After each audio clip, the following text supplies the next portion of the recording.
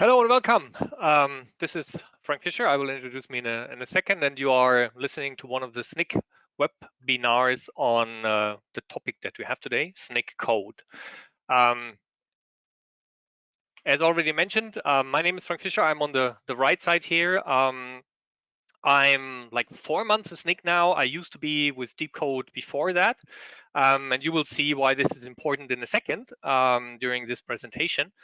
During my career, as you can see, I'm a bit white-haired guy here. I was in different companies. I was in companies like Microsoft and Google, and worked in the IT department all along. Now I'm responsible for the product marketing of Snyk Code, and I will hope in the next hour that I can give you a lot of insights and the secret sauce, how we do it, why we are different, and the lookout that we have. Mick, what about you? Yes, so nice to meet everyone. So I'm Mick McCulley. I'll be collaborating with Frank as we go through this presentation and sharing some of the details about Snyk Code. I have been with Snyk now for close to a couple of years, so it's been a fun journey as part of the growth, and excited to share some of the additional details about Snyk Code as we proceed today. I've actually got a broad variety of security throughout my career and background, which does include historical organizations that did SAST and DAST. So part of some of the information I'll be sharing is also from some historical knowledge of things I've experienced through my career. So excited to share some of the details as we proceed. Yeah, maybe one thing right away. If you have any questions, please feel free to type them in this question bar box thingy, and we will sort of say collect all the questions to the end and then go through it and answer them. Okay, so up to you, Mick. Perfect. So as part of this introduction to the Snyk Code, who is definitely by far one of the newest members to the Snyk product family, and some of the details that we're going to focus on and share today, what I wanted to start out with was just a quick introduction to kind of the Snyk product set, right? The family and our approach. So Frank, if you want to start building this out, what you'll see is Snyk got its start in open source, right? This is our core foundation. Our co-founders looked at the viral adoption of open source that was happening across all the organizations and said there's a unique problem associated with it. How can we solve it? How can we solve it from a different perspective? We are at Snyk very much tried and true to a security company, but the focus historically has been how can we help developers, right? How can we take some of that security knowledge expertise, share it with the rest of the organization, basically provide security as a service throughout the organization. And our focus has been on how do we help to enable developers to use and consume that. So our focus when we went to market was on the open source side. So in the left-hand side, you're going to see the cloud native application stack. Open source is definitely one of those core pieces. 80–90% of most modern applications are using all of those building blocks. It was a unique problem too, right? Like open source introduces a whole new approach of you get the advantage of not having to rebuild code and can use all of these consumable resources that are made available.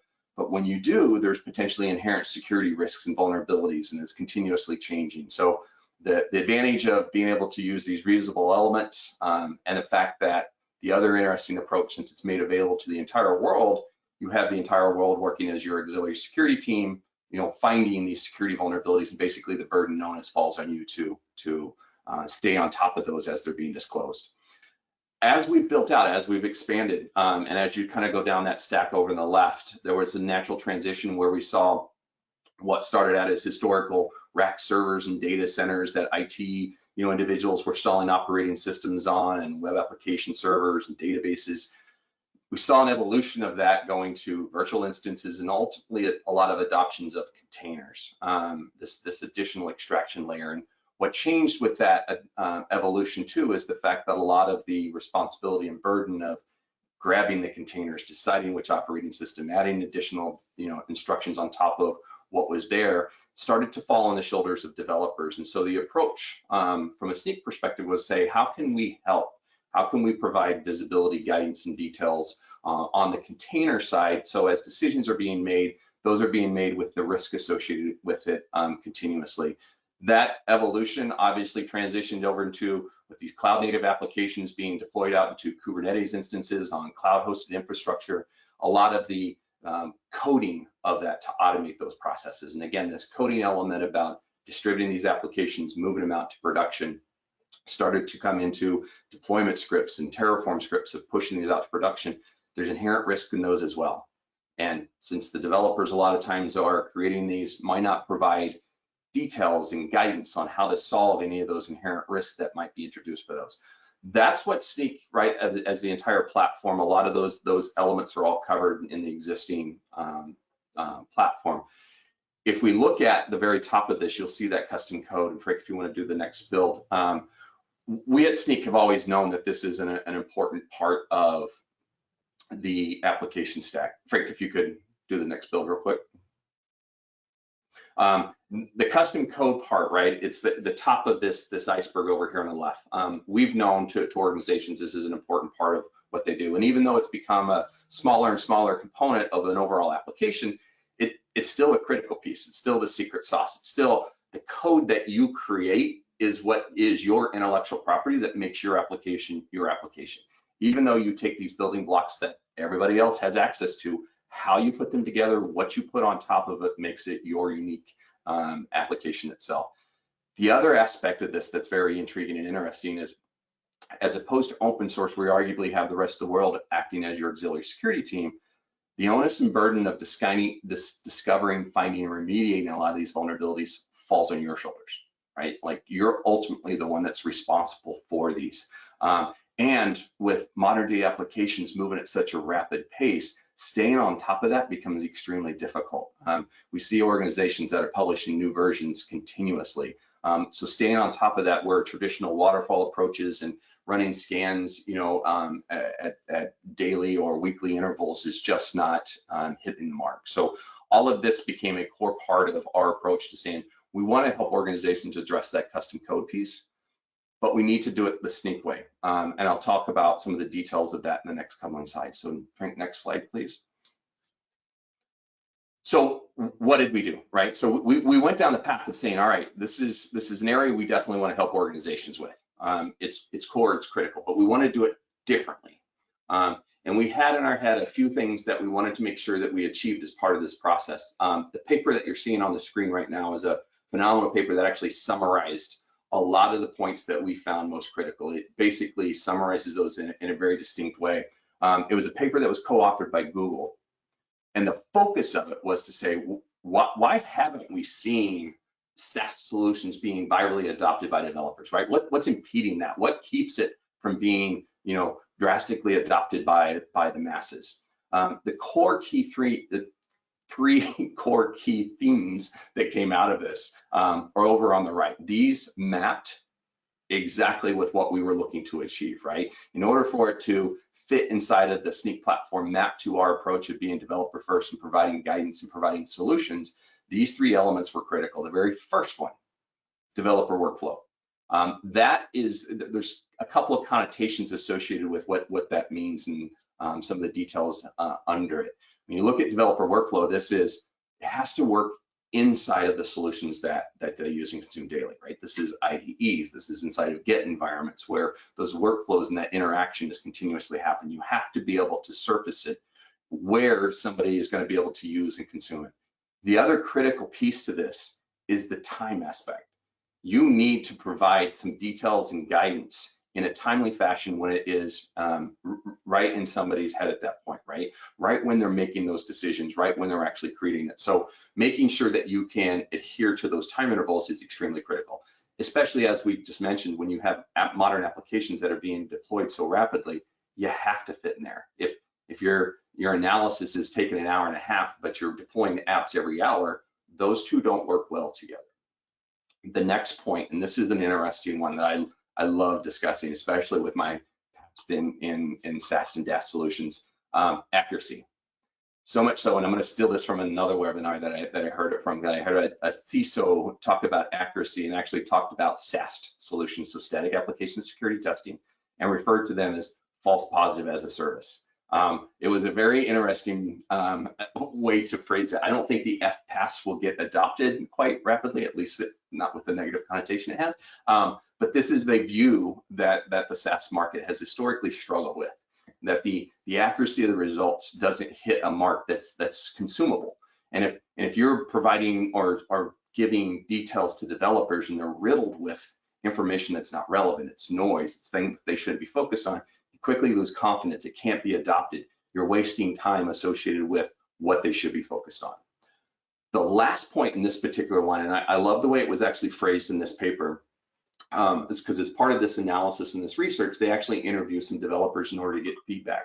Part of this focused on what, the way the developer phrased it was, if you're providing me a solution and it's smart enough to go through, read all my code and pinpoint all of my mistakes and errors, why isn't it also smart enough to tell me how to solve it? What's the fix, right? So that focus on actionability, this is tried and true, one of Snyk's biggest focuses. We don't just surface up vulnerabilities and issues and security items. We make sure that we focus on what do you need to do to solve this? This is surfaced in our open source containers infrastructure as code, and as you'll see in Snyk Code, very much a primary focus of what we are focused on achieving. Next slide. So with that, this is a quick introduction to Snyk Code. So we'll start here and give you a little bit of background on, how did we get here? What's some of the underlying technologies and approaches associated with it? So Snyk Code, first and foremost, right? The integrated platform. This is one of the most important parts of what we're achieving with the product. It's layering on top of everything else that we're already doing inside of Snyk. So looking at the open source, the containers, the infrastructure as code, and allowing the capability to evaluate your first party code, the code that you're writing as part of that single process, providing the details of here's what we identified, here's the way to solve that particular problem. So when you take Snyk, when you're evaluating Snyk and you point it to, for instance, a repository in GitHub, GitLab, Bitbucket, whatever it might be, Azure DevOps, Snyk can automatically do the analysis to say, we discovered this manifest file, we saw this Docker file, we saw this Terraform script, and with the first party code, here's a list of items we discovered, and here's the approach to fixing those. So having that single pane of glass to be able to perform that analysis is critical to us. These can work independent of each other, but they also have additional benefit when you actually start to layer them on top, because not only can you take advantage of the solution focus inside of Snyk, but you get the ability to say, I found a particular vulnerability in an open source package. I see that your first party code is calling it. I see that it's running on a container that's deployed in this cloud infrastructure with this risk and vulnerability, and can provide some additional layers of prioritization associated with which items you need to fix. It's a very intriguing, interesting concept, something probably even bigger than just this webinar that's built into the overall Snyk platform. The last three pieces here that are extremely critical, and this is the Snyk product itself. The first one is, again, tried and true, aligned with the Snyk approach. We want to be developer first. We want to make sure that we are providing that security as a service to those individuals that can use and consume it. IDE, get integration are critical elements of that. Fix recommendations, so not just identification of problems, but how do you go about solving it? The last two bullet items, and these three are aligned with that research paper that we just talked about. The last two on here are very intriguing ones. So from a Snyk perspective, we knew we wanted to help and address the first party code piece. We went down the path to be exploring building our own. However, these two bullet items that you see here, like the speed and accuracy components, those aren't just things you can decide that you're going to do. You can decide that you're going to do, but achieving those is completely different. It's a difficult task to overcome.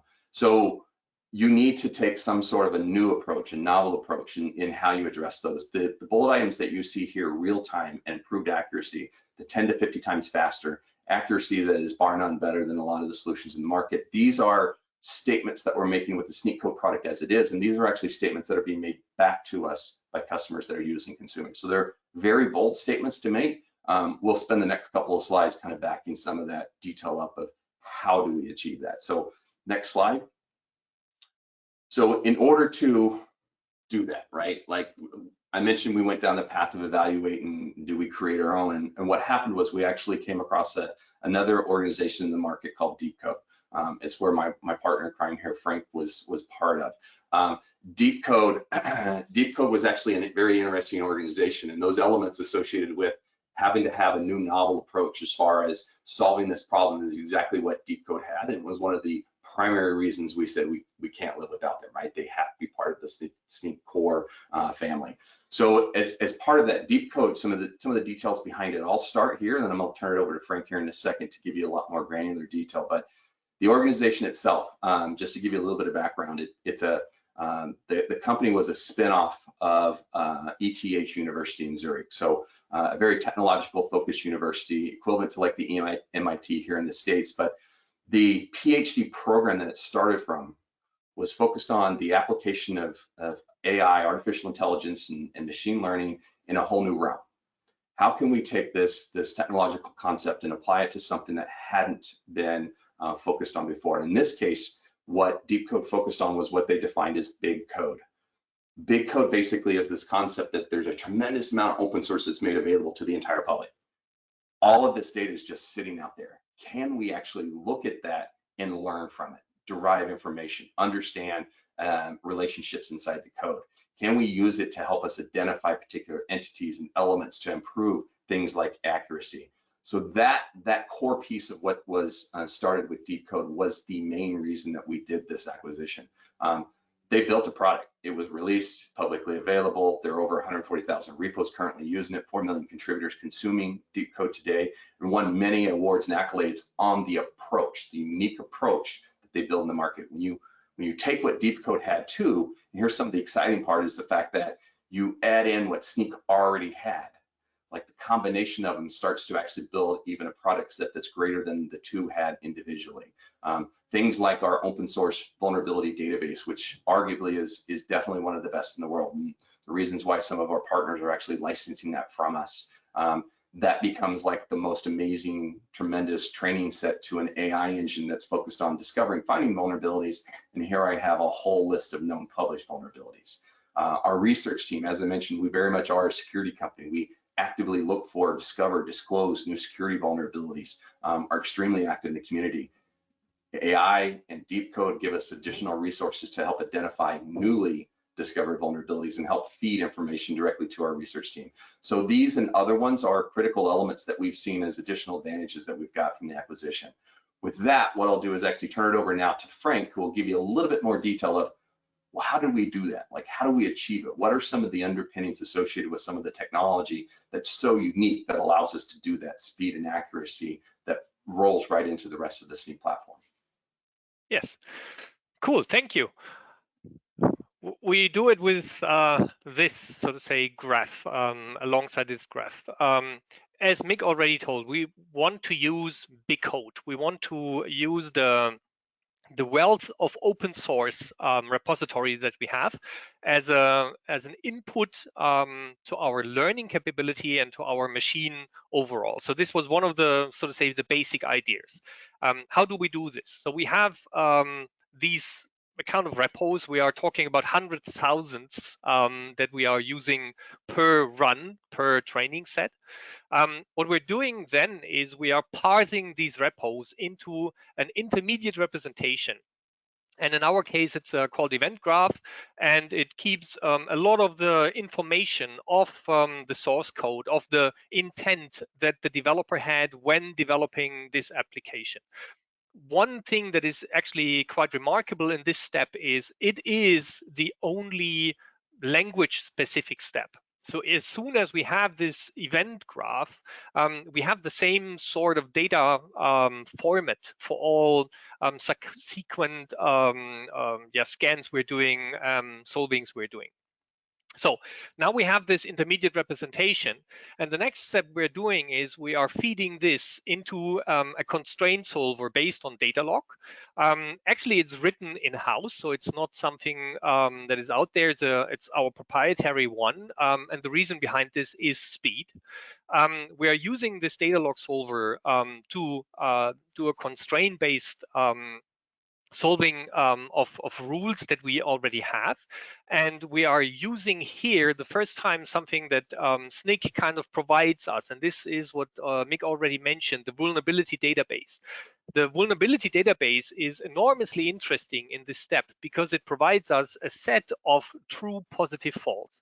So we know by using this database that every, so to say, code example that we are extracting out of this database, this is a true positive. It's a case of the issue at hand. And we can use this as a true positive within the learning process. So it has a probability of 100%. We're using this, we're using our training runs from the left side, from the big code, and we are applying to this our solver that we have. And this now comes to become a kind of an input data for the machine learning algorithm. So what we have now is we have the result set, we have the rule set running, we have examples, and we are providing this now to the next part that Snyk brought in, and this is the security specialist team. So the idea here is that we have a human being that is kind of provided with all of the information that the machine learning came up, that the symbolic AI came up with, and the human is now annotating this kind of findings. The human is now making the decision and saying, this is a good example, and this is actually not so good, and this is maybe a false positive. We don't want to have this in the final result set. With these annotations, the machine kind of goes back and runs the same scan again and tries to tweak and optimize the result set that it kind of generates with a new rule set. It also is possible that, for example, the engineer says, this is a nice example here, but this is a sync function. And actually, it's not a single function. There's probably a whole family of functions that have the same kind of aspect to them, that there are a sync in using databases or something like this. So what the system can do with this is it tries to find out, are there more sync functions that I can learn of? Are there more source functions I can learn? So the system itself is kind of doing this work, and the human don't have to provide examples on something on this to kind of make the machine learn these examples. So we have this kind of cycle here, and this cycle now comes to an end when the human side of it says, yes, we have a sufficient quality with this. Our accuracy is good enough. And then the security team adds curated content on top of this. So, and I will show you this in a second. There's a lot of textual content, a lot of explanations, pointing to external resources, giving you hints how to remedy this. So a lot of this additional information is kind of added to the rule, and the rule is finally got into production, got into the knowledge base that we have. So this is the queue that we are using, the pipeline we're using to train our system. I want to highlight two things here. Number one is, we mentioned it already, but I want to stress it out again, the speed of the whole thing. So enormous amounts of parts of this engine are proprietary. We literally developed them from scratch to be fast enough so that we literally can use big code as an input, as a training input. Because if you want to use big code and the scan of the big code takes hours itself, the whole machine learning thing comes more or less to a grinding halt. You need to be very, very fast to be able to have enough training data to use this as an input in the machine learning.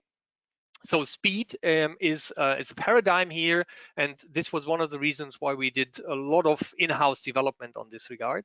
And the other thing that Mick already mentioned is accuracy. How do we achieve this accuracy? And this is the part that is kind of baked into this cycle, that we have an engineer and the machine learning working together to kind of improve the rules, and the engineer being one of the thresholds that we have. We're saying, yeah, now we are good. We have a very low rate of false positives in this, and the rules have a quality that we are proud of, and then we move it forward. So this is how we, so to say, ensure this security, this accuracy in the rule set. Okay, so these were the two things that I wanted to point out. I would say we can start to get into the real product, and where do we, so to say, where do we want to show you this product? Obviously, Snyk Code has its usage throughout the secure software development lifecycle. Obviously, it needs to be part of the IDE because, as Mick said, you know, you want to have it as part of your workflow. The developer wants to have it next to the other tools they are using as the editors and stuff like this when they're doing their coding. There is the most important time when you want to have the suggestions and you want to fix things.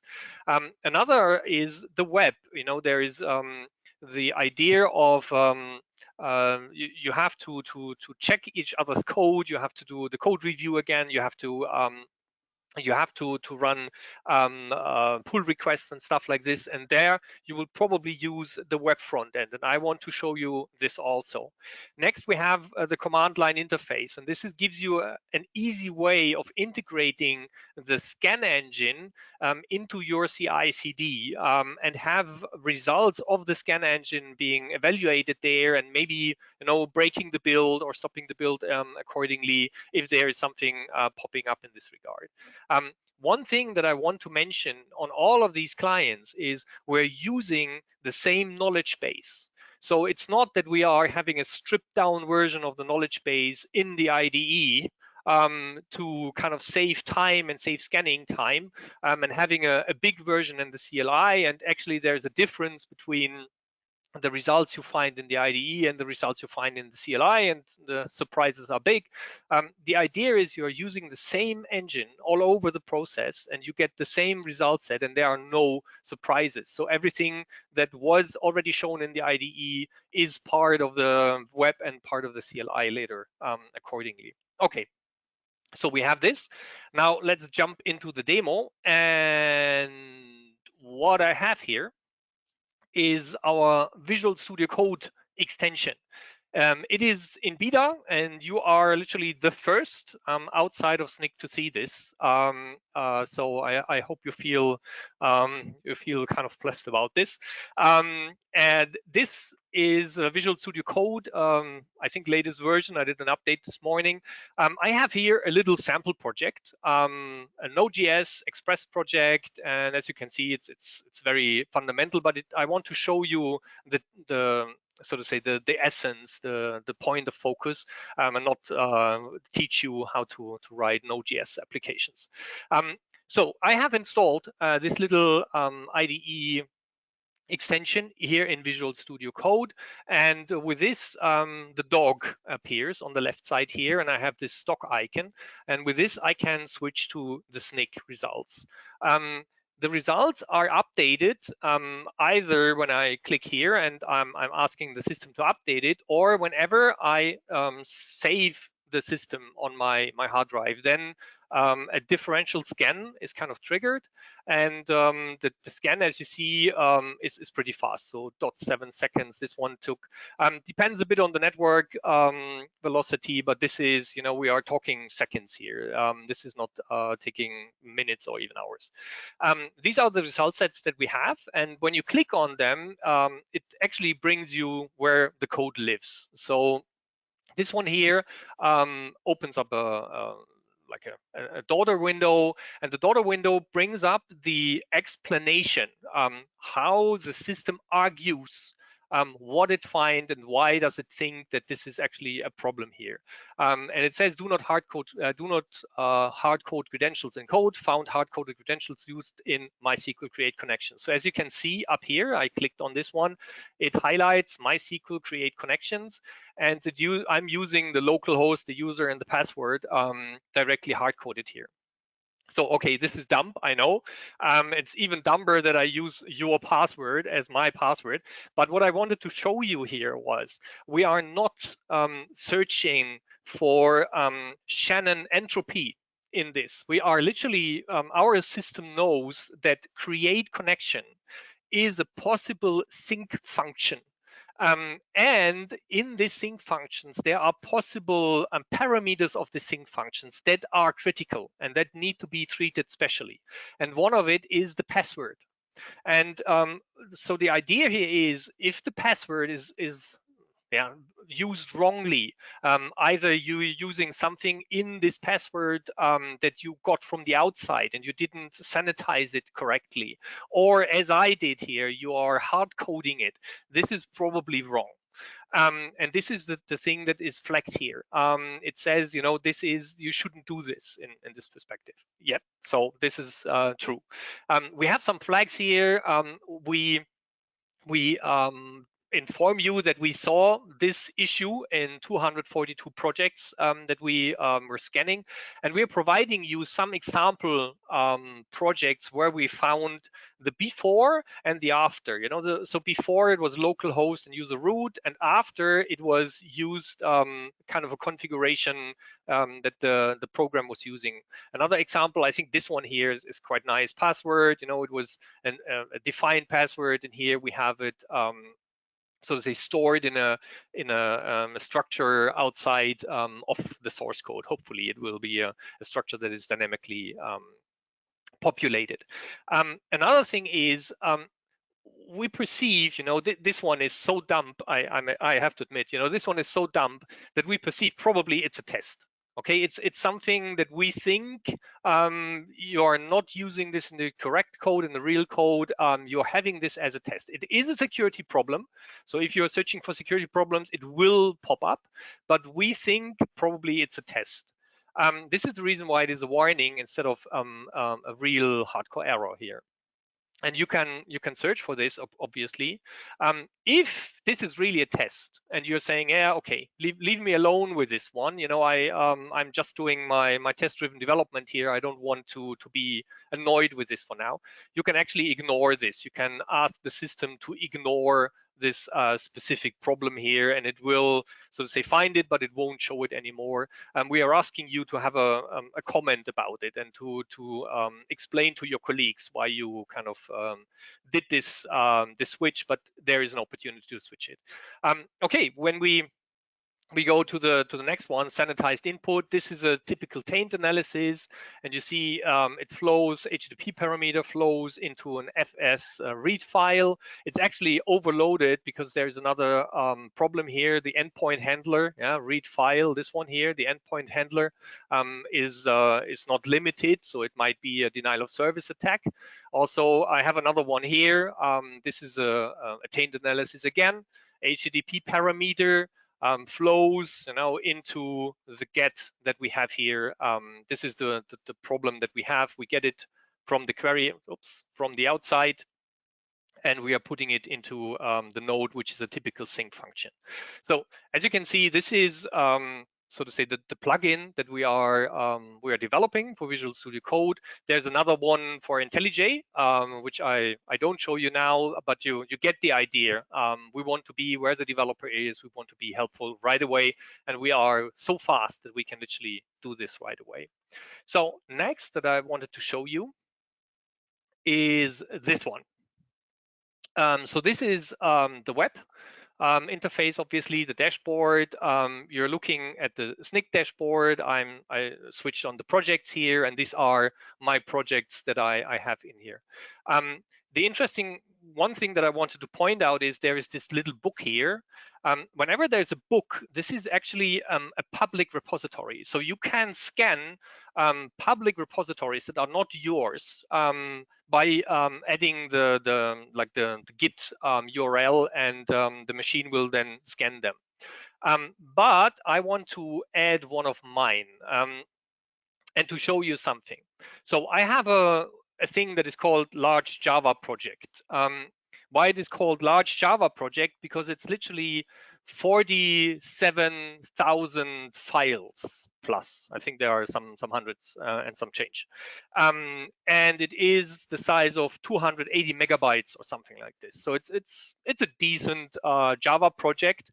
And it's not, so to say, part of the scan as of now. And we want to select this repository. So now on, now the time runs to scan this file and see the results.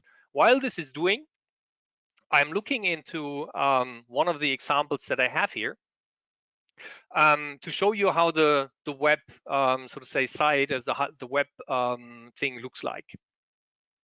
And so this is the web interface. This is how you would see it in the web. It shows you, yeah, we have a high severity bug.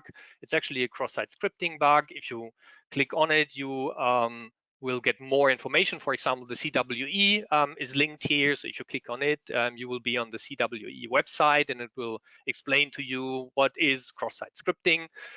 Here it shows a snippet of the code that is vulnerable in this regard. And it also displays the argumentation that the engine has. Unsanitized input from the documentation, from the document location flows into write, where it is used dynamically to construct the HTML page on the client side. And this may result in a DOM-based cross-site scripting attack, DOM XSS. Here we have a hyperlink of the file that is actually so to say addressed with this. If you click on this, it will bring you to GitHub and will show you this concrete file. If you click on full details, you will see yeah, this is the flow that this yeah, critical that this issue has. And if you click on it, it will bring you through the different parts of it. You see what they do here is they have a get parameter. They call the get parameter and use it somehow here in the jobs to kind of construct this thing. You know, here you have parts of it, and it's obviously jumping down here to the get parameter function, and this is where, you know, part of the magic happens. Part of the source of the unsanitized data comes from this, and is used in here. So we have the problem here, and we can jump from you know, seeing the problem, but we also have the solution here. And if you click on the solution, you will see the details. And I mentioned it previously that we have the security experts working on curating content, on explaining what is the problem here, why is the problem, what kind of attacks do we have, what are the environments that are affected, and how do you normally prevent these kinds of attacks. So we have a rich package of documentation being part of that and helping you not only to understand but also to learn how these things are kind of remedied and how to prevent them and how to yeah, to get rid of them. Another thing that I wanted to show you was I need a juicy one now. So I'm searching for juicy one. This is a juicy one. So why do I call it juicy? Because you see it has 37 steps in 2 files. And if we look at this one, you see it's actually starting in this file, dbutil. It's jumping to this file, account API, and it jumps back to dbutil. And it has yeah, 37 steps all over from the source to the sink. The reason why I want to highlight this is, number one, it's interfile. So we have our scan literally looks into not only file specific things and per file, it looks by using the event graph for larger part of your application, it looks to the interfile. So if it's jumping interfile, if it jumps between files, we are able to find this.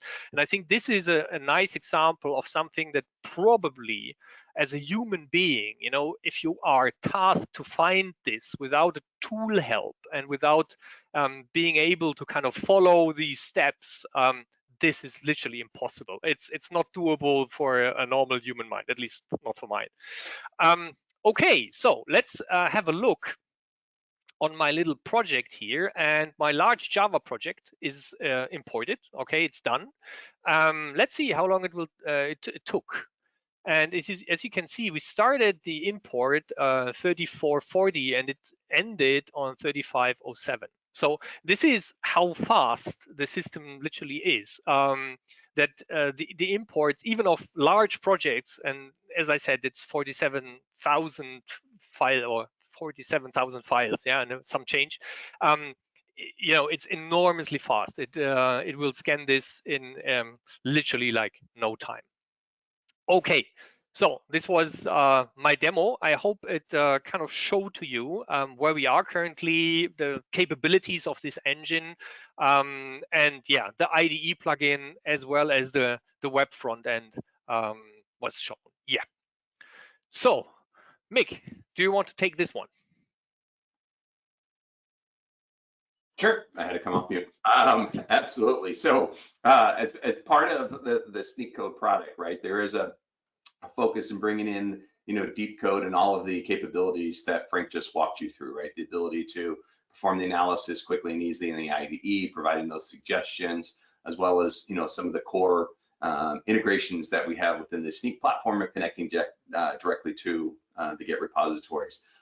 This first release, knowing that we actually made the acquisition of Deep Code back in October, our development team was actively engaged in integrating all of the product and the functionality to marry it with all of the other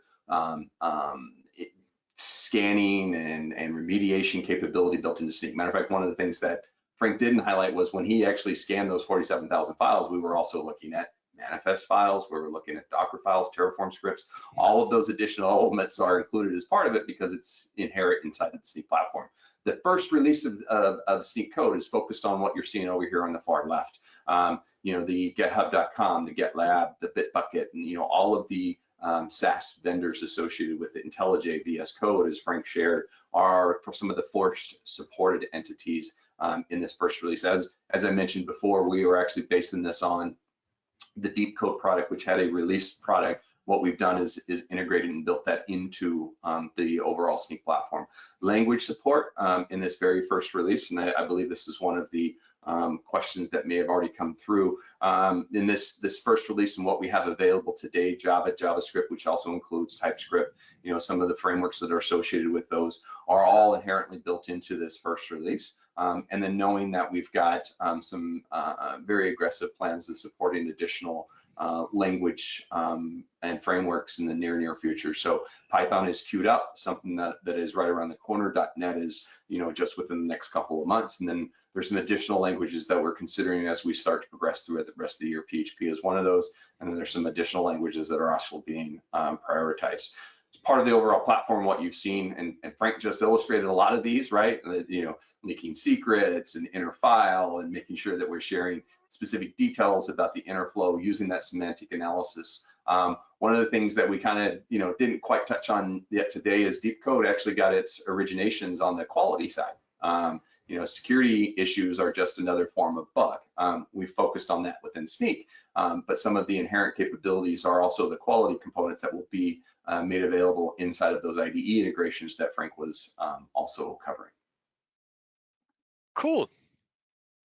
Okay, so now we are in the summary. I think that the point that we wanted to make today, and then we jump right into the questions, was number one, the Snyk platform. I think it is fair to say that the Snyk platform 1 and 1 is 3. It's like we actually have more than the individual pieces when we put together the platform, and because the platform is feeding parts of these individual pieces, as being shown with Snyk Code, where the vulnerability database, for example, or the expert team comes in.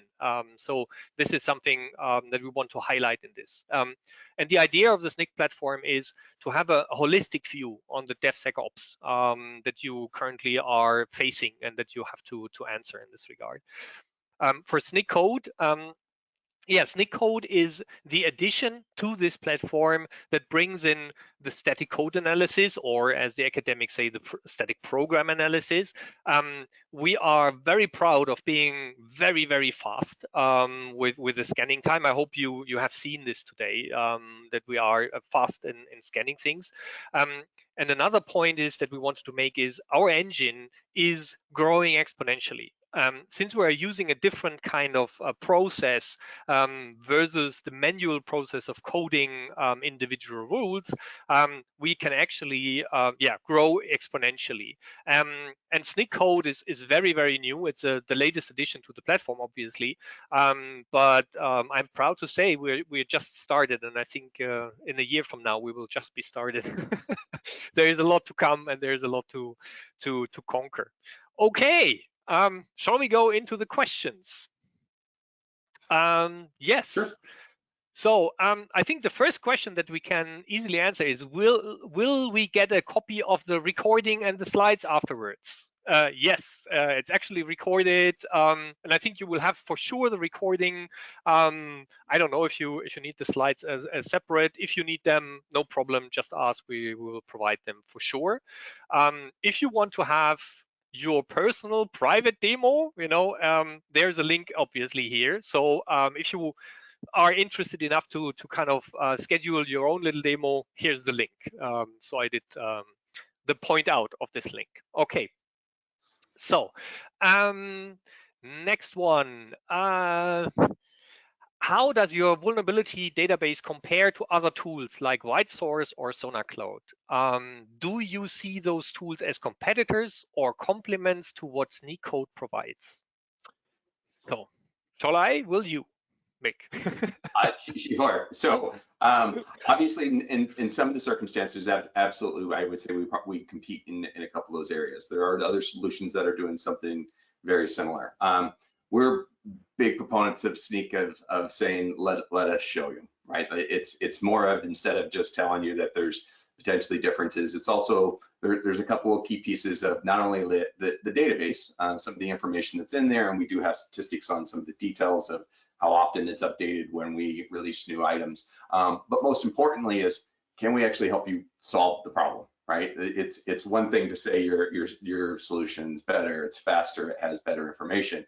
But if you're not ultimately achieving the goal of actually fixing and addressing issues as early as possible, you're not getting true value. And that's actually how we measure ourselves. That's when, when Snyk helps in an organization, our KPI is, are we actually helping get you better? Are we solving the problems? Are we doing it as far left when the cost associated with making those changes and adjustments are most effective? And that's the true test of time. But illustrating those and showing them with most of the Snyk products, like everybody is free today to jump on snyk.io, sign up for a free account, start running some of the scans that Frank has already shared, running the open source, the containers, the infrastructure of his cloud. We're in process of adding Snyk Code to that. So within the next month or two, you'll see the ability to actually run your own analysis. In the interim, if you request the schedule a demo as Frank's sharing here today, we're more than willing to jump on a call and share some of these details more firsthand. So I would say there's probably some complementary areas. There's definitely some competitive ones, but it's most important to actually witness it firsthand. Cool. Okay. Next question. I'm always worried about using so many third parties and OpenJDK.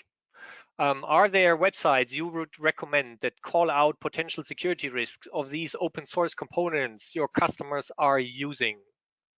I think it's hard to hold you back, Mick, right? Yeah, I know. Yeah, I love it. So absolutely, there's a lot of resources that are available here. Now, obviously, being at Snyk, I can definitely share that. Like we publish and share our information as well. You can readily hit snyk.io or just search for Snyk Vulnerability Database. The website there, we do publish those vulnerabilities. You can look up individual packages and get details about security risks at any given time. So we are actively promoting and sharing that. In addition to that, as I referenced before, if you use even the free version of Snyk, you're going to get the inherent database that's built in there that allows you to look up and identify those in a real-time situation against real examples. So both of those are utilities that are built into the product that we readily share. Like, our focus is promoting security and awareness, providing that security as a service to a lot of organizations, and there's a few ways that we start to expose those. Cool. Okay. Next one. Interested in two things primarily. Number one, when can we try this with Azure DevOps integration? And number two, because this is already answered, when can we try this in Visual Studio Code via CLI? Okay. So. Yeah, Azure DevOps is currently in process of being added into. There's some additional capability and functionality as far as connecting to resources with code. So we're looking to address that near term. I don't remember off the top of my head some specific details on the timing, but it's something we can definitely share and discover one-on-one if need be. The other piece to that, the CLI and the VS Code, Frank already gave you a quick glimpse into that, which is released into beta, and our early release of the command line is actually slated to be out this week as well. So both of those you will have access to if it's something you're interested in exploring. There's a Perfect. lot of questions coming in, Frank. Yeah. Cool. I like it. Next one. Hi team. Is C, C++ one of the languages on the roadmap? Okay, I I take see. it because I'm I'm passionate about it. As you have seen, yeah, we were not having C, C++ on the roadmap slide currently. That said, actually the engine is capable of parsing C, C++ and providing an event graph and then using rules based on C, C++. Now, for Snyk, our focus needs to be that we work our way down web cloud native first applications, and we are providing security and help in this regard. This is what the philosophy of Snyk is kind of. That said, we are still looking into C, C++ being an interesting field for us. There is not a lot I can share about. There is not like a date or something, but I can assure you we are communicating about this. If you, so to say, would like to support my cause in this, please book a demo with us and mention C, C++ right from the beginning, so that it gets the importance that it necessarily needs to have, and then we can do it. So technology wise, yes, we can do this. Currently we don't have it on the roadmap, but if the need is there, if customers want to have that, yeah, we are able to do that, and we might do it in the future. So this is my answer. Okay, the next one is also C, C++, so I jump over this one. Okay, which languages are you looking to add in the future? Kind of comes with this. I think we already talked about this in the roadmap slide, where we said this. You know, we now have JavaScript, TypeScript, Java. We are about to release Python. We're looking towards .NET. Go might be an interesting target in that regard, you know. So there is a bit of discussion from this point on what kind of languages we are looking, down the road, future on. Please schedule a demo. Please give us feedback on this, because you know, if you really need this one, and if you have a good case for that, you know, this is also interesting for us. We want to develop this product on the market. Yeah, solving. I was just going to add, solving customer problems is so the more we hear from those, whether it's Go, Ruby, PHP, Frank talked about C and C++, like all of these are candidates that are being considered, and part of that is trying to figure out which ones solve the most problems. So if you have them, like, share them with us, because those help drive our product direction. Okay, yeah. Where to get vulncost.check for VC plugin? Okay. What you shared, the VS Code plugin. Okay. So, yeah, I mean, in the moment that you that we release it, that it's out of beta, we will have it on the marketplace, and you will be able to so to say get it as every other extension also through the marketplace. And I think that's the best way, because it will auto update and all of that. So yeah, marketplace. That's it. Good. How did Deep Code model fare against the security research team? Did the AI models find bugs that were overlooked? good. Thank you for the question. I love it. I love it. Yes. Yes, we did.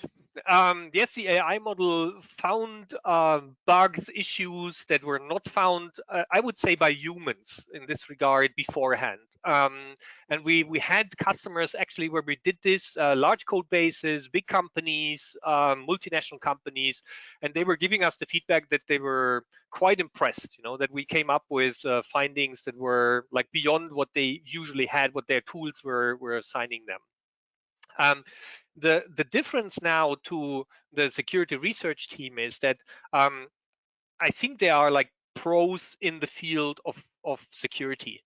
And I don't want to cut back on my colleagues from Deep Code or something like this, but I think that Deep Code is more professional, is more focused towards language theory, scanning programming languages, understanding programming languages, while our security team is more focused on this kind of security thinking. And if you are in the business, I think you understand what I mean. There is a difference. It's not like the same. It's not super hard, totally different sides of a spectrum, but we see that the security team is better in the security space than we have been so far. So this is an addition for sure, and they have more experience. They have like a view on the whole community, what is currently going on, where are the problems, what kind of exploits have been published and stuff like this. So this is something that as deep code we didn't do in this extent as we have it now with the security team. I hope this kind of answers the question. Is this helping my current code to be secure, or essentially helping me contribute best practices, security coding to the open source maintainer, or to become a contributor myself? Love it. It's Go ahead. both. It's both. So the whole premise behind Snyk Code is to help with identifications and security issues, security bugs, potentially quality too within first-party code. To us, that doesn't matter if it's open source or if it's your proprietary one that you're using and consuming. I will add on the open source side, like Snyk is a huge proponent of that. And if you sign up for the free accounts, you can run tests against open source to your heart's content. If you're a maintainer or contributor, our whole focus is to promote security and security awareness. So there are no limitations associated with it. With the free accounts, if you're, scanning some of your own proprietary, like there are some restrictions and controls before you become a customer, and that is the focus. So, and as I mentioned before, we will include Snyk Code in the near future as part of that free account capability of doing your own analysis. We're in process of adding that into the product, and it will allow you to do both limited sets of proprietary, your own custom code, as well as any and as much open source that you want to focus on. So the answer is kind of both in those cases. You can absolutely use it if you're an open source maintainer or contributor, but part of it is to also provide the capability of understanding how it actually works on your own code that may not be shared publicly. Perfect. Next one. In what innovative ways have you seen Snyk's REST API being used, and can you recommend me to those resources? It's a big question. There's a lot of interesting ones, and we actually have an entire team at Snyk that's dedicated to helping organizations use and consuming those in some very innovative ways. Some of those eventually turn into product capabilities and functionalities, because when we see unique ways to solve problems, it inherently means that it's probably something that we should include in the product. But we do have a very, very amazing team that helps a lot of organizations on how we do that, right? And these can be, like I said, things that have actually eventually make it into the product. And so we can definitely share some of those in conversations, because that's a great big can of worms to get into of many different work that we've seen some innovative ways people have actually used to consume it. Yes, exactly. And I think you're talking about the thought leadership team. And if you're searching a bit for the thought leadership and Snyk, you will find like a ton of resources. I mean, yeah. I cannot see the code pathway of vulnerabilities in our code base on the Snyk UI, like you demoed. Is this some beta feature that has not yet been rolled out to paying customers? Yep. Short answer, yes. That's the one. And if it's something you want to investigate, like we're more than willing to turn that on and to share those details with you. We're actively soliciting more individuals to jump in. We've got customers that are using and consuming the product, but soliciting more to get feedback and again, help solve those problems and do it in a unique way. And that's that proof, kind of the old phrase, proof is in the pudding, right? Actually seeing it in real time against your own information. Good. Okay. So use the hyperlink on the slide to book your demo, and then from there on, the whole process. Hey, Frank, I would do a quick time check, because I know we're right about the top of the hour, and I know we've got quite a few other questions. So we can maybe do one more real quick, but then we can follow up directly with individuals if there's other questions that we didn't get a chance to address. Yes. Okay. So the next one. Oh, I misrolled it here. It's about pricing information. Would you give price detail about Snyk Code? So we're in process of, just with like the other Snyk products, we will publish those on the website. It's still being added up there. And those are ones that if we jump into an early conversation, that we can share some of those details. We do have some significant early adopter sort of pricing is available as well.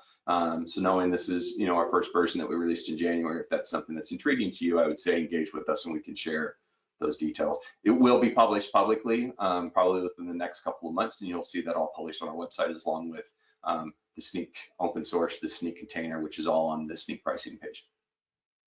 Perfect. I think we are on the time now, on the hour. We have to kind of wrap it up. There are some more questions. They are really interesting ones, I have to admit. But please reach out to us. Ask these questions. We try to answer them. We cannot send you an email or something like this because we only have the name and no email address and something like that. Please ask a question, sending it out to us, and we will answer for sure.